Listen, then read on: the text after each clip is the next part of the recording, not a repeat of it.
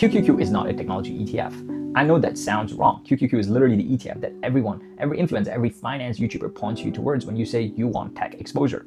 Millions of investors own it, and it is not a technology ETF. That one fact, which almost nobody talks about, is the reason VGT has beaten QQQ in every single time period I looked at, 1 year, 5 years, 10 years, since inception. And with AI driving the market right now, Nvidia, Microsoft, semiconductors all running, the ETF you're in is going to matter more in the next 5 years than it ever has before. So today we are settling these properly. QQQ versus VGT, what they actually own, why the performance gap exists, and which one you should actually be holding if tech is where you want your money to work. And at the end, I'm going to tell you what I personally buy and if I was starting fresh today. Quick context, I am Rama and this is not financial advice, so please do your own research. The numbers I'm going to show you are real. Alright, let's start with the thing most people get completely wrong. QQQ is managed by Invesco and launched back in 1999. It tracks the Nasdaq 100, which means it owns the 100 largest non-financial companies listed on the Nasdaq exchange. And here's the part that trips people up. This is not the same thing as owning the 100 largest technology companies. QQQ holds Amazon, it holds Tesla, it holds Meta, it even holds companies like Costco. These are not technology companies according to how the stock market officially classifies them.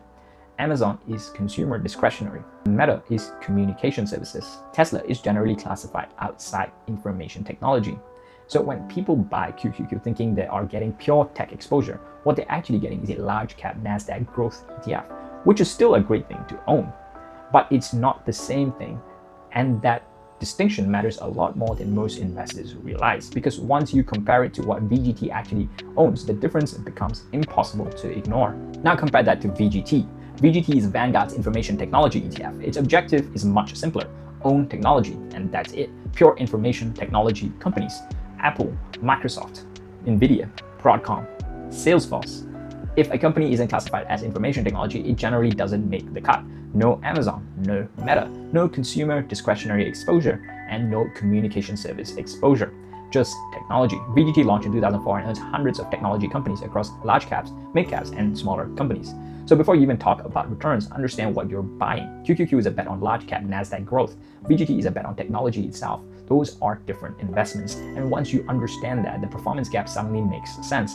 Let's talk about the real money. Since VGT launched in 2004, a $10,000 investment in VGT would have grown dramatically more than the same investment in QQQ. We are talking about a difference that ends up being tens of thousands of dollars, potentially much more. That is not a rounding error. That is a meaningful life outcome difference. A house deposit, several years of investing contributions, a luxury car, all because of which ETF you picked. And let's zoom in onto the last decade. Over the last 10 years, VGT returned roughly 24.9% annualized. QQQ returned around 21.3%. 5 years, VGT wins again, roughly 20.5% annualized versus QQQ 16.7%. So why does this happen? The answer is concentration. When Nvidia exploded because of AI, VGT had a large weight of it. When Microsoft became one of the biggest AI beneficiaries, VGT captured more of that upside. When semiconductors became one of the most important industries in the world, VGT has heavier in those companies. QQQ benefited too, but because part of the portfolio is allocated to non-tech centers, it couldn't ride those trends as aggressively, and that's where the higher returns came from.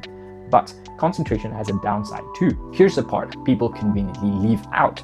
Concentration cuts both ways. When technology struggles, VGT gets hit directly. There's no hiding, no diversification into other sectors, no cushion. If technology enters a rough cycle, VGT feels the full force of it. Now, to be fair, QQQ isn't exactly defensive either.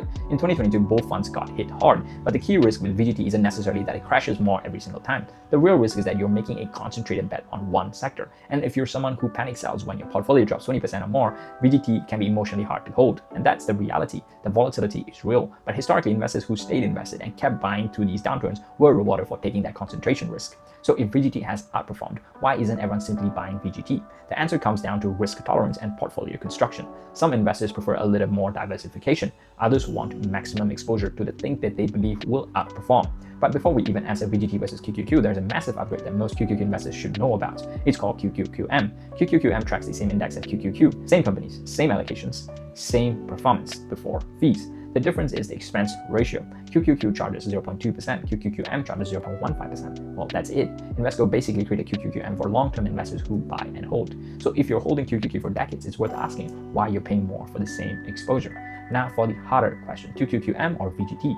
Personally, I invest in QQQM every month as part of my core allocation, but I also think the data makes a very strong case for VGT. The 10-year returns are higher, the fees are actually lower, and if your goal is maximum long-term exposure to technology, VGT is the more concentrated version of that bet, which brings us to the final conclusion. So let's go back to where we started. Most people think QQQ is a technology ETF, and it's not. It is an index Nasdaq growth ETF, and that misunderstanding is the reason many investors have less tech exposure than they think they do. And if I was starting completely fresh today and my goal was maximum long-term growth, specifically from technology, I would choose VGT. The performance record is strong, the fees are low, and it gives you pure technology exposure. QQQM is still an excellent fund, but it is solving a slightly different problem. It is a growth fund, not a pure technology fund. So here's the simple framework. If you're already holding QQQ, I would strongly consider switching to QQM. Same holdings, lower fees. If you want maximum technology exposure and can handle the volatility, VGT is the conviction play. And if you're building a broader portfolio, use either QQQM or VGT as a satellite position alongside a diversified market fund. The mistake isn't choosing the one over the other. The mistake is believing they are the same thing, because they are not. I'm curious, which one are you guys holding right now? QQQM or VGT? Drop it in the comments. And if you'd like to see a breakdown of my own portfolio allocation and how I'm trying to reach 100K in investments, subscribe so you don't miss out that video.